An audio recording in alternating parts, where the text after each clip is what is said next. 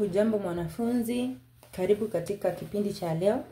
Tunaendelea na uchambuzi wa isimu jamii na ningependa tujikite katika lafudhi.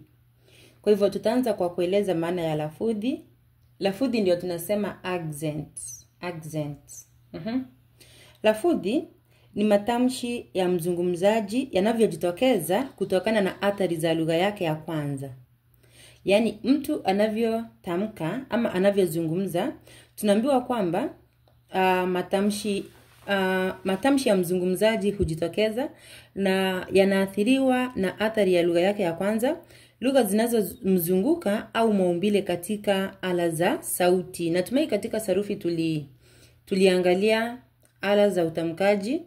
Kwa mfano, mtu anaweza akasema rara badala ya lala, papa badala ya baba. Kwa kifupi, hakikisha unaelewa maana ya lafudhi. Unaweza ukasimamisha video, ukanakili mahali ili usije ukasahau.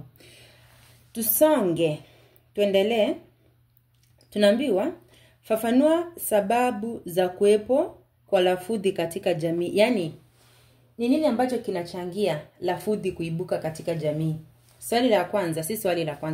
Hoja ya kwanza. Tunaambiwa kwa sababu ya athari ya lugha ya kwanza, your first language. Lugha yako ya kwanza itaathiri namna ambavyo utakuwa unazungumza. Kwa mfano, nikisema mimi ni Mkisii, utapata kwa mfano badala ya kusema lala, pengine nitasema rara. Badala ya kusema soma, upate nimesema labda zoma. Kwa hivyo utagundua kwamba lugha ya kwanza ya mtu huathiri namna ambavyo atazungumza.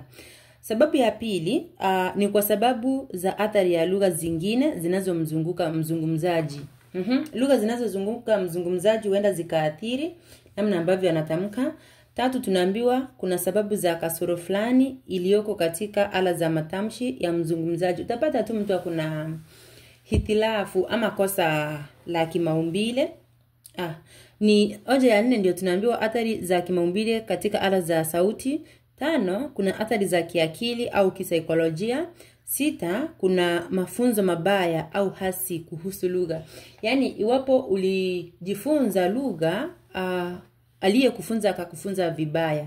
Huenda ikawa anayekufunza lugha, anakufunza pamoja na matamshi mabaya, pengine hajui. Kwa hivyo wewe utapokea lugha ambayo umefunzwa vibaya, huenda ikawa ni kimatamshi. Na mwisho kuna umri wa mtu. Umri wa mtu pia huenda ukaathiri namna ambavyo mtu anazungumza. Wakati mwingine ukienda nyumbani, upate babu au bibi, namna ambavyo anazungumza. Sawa. Tutakomea hapo. Katika kipindi kingine tutaangalia pijini.